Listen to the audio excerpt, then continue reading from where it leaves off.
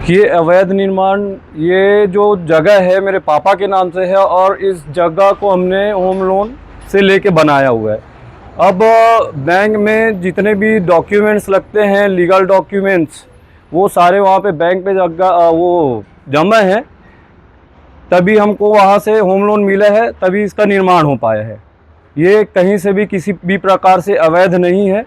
ये हमारे पापा के नाम पे जगह है, बीनूराम सोनकर के। और रही बात प्रीमियम वाइन शॉप की, तो जो विरोध कर रहे हैं जय किशन शर्मा, उन्होंने पहले टेंडर डाला हुआ था अपने वो पुराने लिकर शॉप के जस्ट बाजू में उनका एक मकान है, उसी के लिए।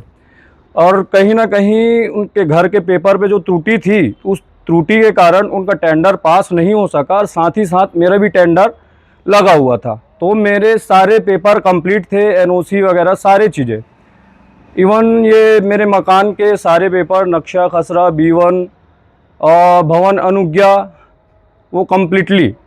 तभी प्रशासन ने मुझे यहाँ पे स्वीकृति दी है प्रीमियम वाइन शॉप डालने की, और ये पूरी तरह से नियमता है।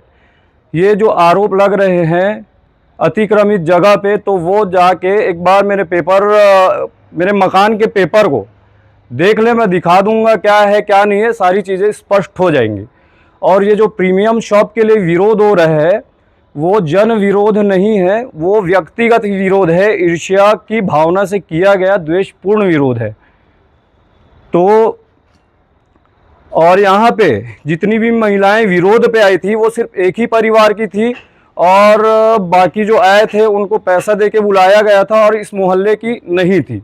ये सब जय किशन शर्मा के द्वारा करवाया गया है, जो व्यक्तिगत द्वेष रख के, राजनीतिक रंग देके मेरे वाइन, मतलब यहाँ जो वाइन शॉप आया है प्रशासनिक, उसको बंद करवाने के लिए। ये पूरी तरह से छल कपट से परिपूर्ण विरोध, व्यक्तिगत विरोध है। शुभ नाम बताएं। महेश्वर कुमार सोनकर।